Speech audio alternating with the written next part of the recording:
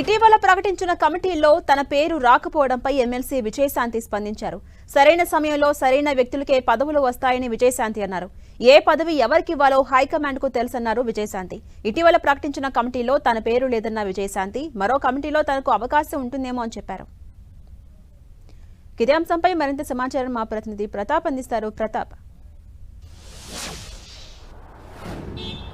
Yes జస్రాని, ఈరోజు కాంగ్రెస్ పార్టీకి సంబంధించిన సమావేశం ఇన్ఛార్జ్ మీనాక్షి నటరాజన్ తోటి వరుసగా సమీక్ష సమావేశాలు జరుగుతున్నాయి. అందులో భాగంగానే ఇప్పటికీ అంతా ఎంపీలు, ఎమ్మెల్సీలు, అదేవిధంగా నియోజకవర్గాల కోఆర్డినేటర్లు అందరితో సమావేశం జరుగుతుంది. కాసేపటి క్రితమే ఎంపీలతోటి, ఎమ్మెల్సీలతోటి సమావేశం కూడా ముగిసింది. దానికి సంబంధించి ఎమ్మెల్సీ విజయశాంతి కూడా అటెండ్ కావడం జరిగింది. ఎమ్మెల్సీ విజయశాంతి దానికి మీనాక్షి నటరాజన్తో సమీక్ష సమావేశం ముగిసిన తర్వాత మీడియాతో కూడా చిట్చాట్ చేస్తూ కొన్ని అంశాలకు సంబంధించి కూడా స్పందించడం జరిగింది. ఇటీవల కాలంలో ఒక 5 కమిటీలను వేయడం జరిగింది కాంగ్రెస్ పార్టీకి సంబంధించి. పిఎస్సి, అదే పొలిటికల్ అఫైర్స్ కమిటీ, అదేవిధంగా అడ్వైజరీ కమిటీ, సేవా సంవిధాన్ కమిటీ, అదేవిధంగా క్రమశిక్షణ కమిటీ, వీటన్నిటి కూడా వేయడం జరిగింది. అయితే ఈ కమిటీలలో వేసిన 5 కమిటీలకు సంబంధించిన వాటిలో కూడా విజయశాంతి ఎమ్మెల్సీగా ఉన్నప్పటికీ విజయశాంతికి ఏ కమిటీలలో కూడా చోటు దక్కపోవడం పైన ఆమె స్పందించడం జరిగింది. అయితే దీనికి సంబంధించి కూడా మాట్లాడుతూ పార్టీ అధిష్టానం అనేది పూర్తిగా అన్నింటిపైన అబ్జర్వేషన్ చేస్తుంది. ఎవరికి ఏ టైంలో, కరెక్ట్ టైంలో ఎవరికి ఎలాంటి పొజిషన్ అదేవిధంగానే చూడాల్సి ఉంటుంది. ఎందుకంటే తనకు దాదాపు ఏడాది కాలంగా తాను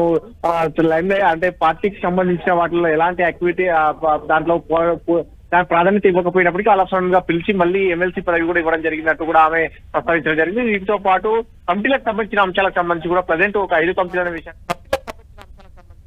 వైస్ ప్రెసిడెంట్లు, వర్కింగ్ ప్రెసిడెంట్, ఇంకా కొన్ని కమిటీలు రావాల్సి ఉంటుంది. కాబట్టి ఆ కమిటీలలో ఖచ్చితంగా తనకు స్థానం ఉండే అవకాశం ఉంటుంది. ఎందుకంటే అధిష్టానం అన్ని కూడా అబ్జర్వేషన్ చేసి వాటిలో అవకాశం కల్పిస్తున్నట్టు కూడా చెప్తున్నారు. సో మొత్తం మీద ఇట్లా అన్ని ఆమె దానికి సంబంధించి కూడా ఎమ్మెల్సీ తన అభిప్రాయం కూడా వ్యక్తం చేయడం జరిగింది. వీటితో పాటు ఈ రోజు కొంతమంది కాసేపటి కార్పొరేషన్ చైర్మన్లకు సంబంధించిన అంశం, కార్పొరేషన్ చైర్మన్లు కూడా వరుసగా ఇన్ఛార్జ్ మీనాక్షితో భేటీ అవుతున్న పరిస్థితి. అయితే కార్పొరేషన్ చైర్మన్లు ఇప్పటివరకు కొన్ని వాళ్ళు మీనాక్షి దృష్టికి తీసుకురావడం జరిగింది. కొన్ని అంశాలను కూడా వారు కంప్లైంట్ ఇస్తున్న పరిస్థితి ఉంది. ఎందుకంటే ప్రజెంట్ ఉన్న సిచ్యువేషన్ లో దాదాపు 35 కమిటీల కార్పొరేషన్ చైర్మన్లను భర్తీ చేసినప్పటికీ కార్పొరేషన్ చైర్మన్ ఎవరిని కూడా ప్రభుత్వం పూర్తి సీరియస్ గా తీసుకోవట్లేదు. మంత్రులు కానీ ఎవరు కానీ వారి రివ్యూ చేసే సందర్భంగా కార్పొరేషన్ చైర్మన్లంతా పరిధిలోకి తీసుకోవట్లేదు. కేవలం ఉత్సవ విగ్రహం లాగా ఉండాల్సి వస్తుంది. పూర్తిగా ఎండీలతోటి నేరుగా ప్రభుత్వం పరిపాలనా కేంద్రానికి సంబంధించి వారిని నడిపించుకుంటారు. తమ అభిప్రాయాలు కానీ, సూచనలు కానీ గ్రౌండ్ వర్క్ లో మేము చేసిన వాటిని అన్నిటి కూడా ఎవరు కూడా పట్టించుకోవట్లేదు అంటూ కూడా కార్పొరేషన్ చైర్మన్లు మీనాక్షి నటరాజన్ దగ్గర భేటీ అయిన సందర్భంగా కూడా ప్రస్తావిస్తున్న పరిస్థితి. సో మొత్తం మీద దీనికి సంబంధించి చూసినట్లయితే మీనాక్షి నటరాజన్ కు వరుసగా ఈ రోజు ఉదయం 10 గంటల నుంచి స్టిల్ కంటిన్యూ అవుతున్న పరిస్థితి. ఇంక మరో 2 గంటల సేపు కూడా ఈ ముఖాముఖి ఉండే అవకాశం ఉంది. ఎందుకంటే ప్రజెంట్ ఈ రోజు 3 పార్లమెంట్ నియోజకవర్గాలతో పాటు ఎంపీలు, ఎమ్మెల్సీలు కూడా ఇప్పటికీ భేటీ కావడం జరిగింది. మరి ఇప్పుడు కార్పొరేషన్ చైర్మన్లు కూడా వరుసగా భేటీ అవుతున్నారు. దాదాపు 30 కార్పొరేషన్ చైర్మన్లకు సంబంధించిన వారు ఉన్నారు. కాబట్టి వారంతా కూడా ఈ రోజు 7 గంటల వరకు కూడా ఎంతమందికి వీలైతే అంతమందికి ఈ రోజు 1-to-1 చేయాలని కూడా చూస్తే ఆ తర్వాత నెక్స్ట్ వారిని మిగతా వారిని రేపు కలవాల్సిందిగా కోరే అవకాశం ఉంటుంది. అలాగే ప్రతాప్ మరొక కామెంట్ కూడా చేశారు విజయశాంతి. సరైన టైంలో సరైన వ్యక్తులకే పదవులు వస్తాయి. ఇక్కడ కాకపోతే నెక్స్ట్ కమిటీలో నాకు పేరు వినిపిస్తుందేమో, పేరు అనౌన్స్మెంట్ కి వస్తుందేమో అని కామెంట్ చేశారు. దీన్ని మనం ఎలా అర్థం చేసుకోవచ్చు? అండ్ నెక్స్ట్ ఏ కమిటీని అనౌన్స్ చేసే అవకాశం కనిపిస్తోంది? విజయశాంతికి ఏ కమిటీకి నియమించే అవకాశం కనిపిస్తుంది? బయట ఉన్నటువంటి టాక్ ఏంటి? డెఫినెట్ గా కాంగ్రెస్ పార్టీకి సంబంధించి వివిధ రకాలైన కమిటీలు ఉంటాయి. కేవలం ప్రజెంట్ ఒక 5 కమిటీలు మాత్రమే వేయడం జరిగింది.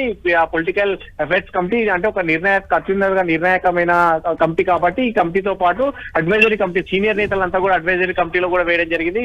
వీటితో పాటు రాజ్యాంగాన్ని పరిరక్షణ కోసం కూడా ఒక కమిటీని వేశారు. డీలిమిటేషన్ కమిటీ అంటే ఒకవేళ నియోజకవర్గాల పునర్విభజన జరిగితే ఏ విధంగా ఉండాలి అనే దానికి సంబంధించి కూడా ఒక కమిటీని వేశారు. వీటితో పాటు క్రమశిక్షణ కమిటీని కూడా వేయడం జరిగింది. సో మొత్తం మీద ఇట్లా 5 కమిటీలు వేశారు. మిగతా సంబంధించిన కీలకమైన కమిటీలు ఏవైతే జనరల్ సెక్రటరీలు చాలా వరకు ఉంటాయి, అదేవిధంగా వైస్ ప్రెసిడెంట్లు, వర్కింగ్ ప్రెసిడెంట్లు, ప్రచార కమిటీ, అదేవిధంగా ఏసీసీ ఇంప్లిమెంటేషన్ కమిటీ, ఇట్లా కొన్ని కమిటీలు అన్ని కూడా కీలకమైన కమిటీలన్నీ కూడా ఇంకా పెండింగ్ లో ఉన్నాయి. కాబట్టి వాటిలో ఖచ్చితంగా అకామిడేట్ చేసే అవకాశం ఉన్నట్టు కూడా అవి ఆశాభావం కూడా వ్యక్తం చేయండి. ఆ విధంగానే కాంగ్రెస్ పార్టీ అధిష్టానం కూడా ఆలోచన చేస్తున్నట్టు కూడా తెలుస్తుంది. ఎందుకంటే కమిటీలలో కనుక సీరియస్ గా రాజ్యాంగబద్ధమైన పదవుల్లో ఉన్న వారికి ఇస్తేనే పార్టీకి సంబంధంగా బద్దమైన పదవుల్లో ఉన్న వారికి నేతలకి ఇస్తేనే పార్టీకి సంబంధించి మరింత స్ట్రెంత్గా ఉండే అవకాశం ఉంటుందని కూడా ఒక ఆలోచన చేస్తుంది. అందులో భాగంగానే ఎవరెవరైతే పదవుల్లో ఉంటున్నారో ఎమ్మెల్యేలు కానీ ఎమ్మెల్సీలు కానీ ఎంపీలను వీటిని ఎక్కువగా ఇంక్లూడ్ చేయాలని కూడా ఒక ఆలోచన చేస్తుంది. ఇవాళ నెక్స్ట్ మళ్ళీ వచ్చే ఎన్నికల్లో కూడా ఖచ్చితంగా మళ్ళీ పార్టీని అధికారంలోకి తీసుకొచ్చే విధంగా కూడా గట్టిగా పనిచేసేది గ్రౌండ్లోకి తీసుకెళ్లాలని ఒక ఆలోచన చేస్తుంది. పార్టీ కార్యక్రమాలను నిరంతరంగా జనంలోకి తీసుకెళ్లడం కానీ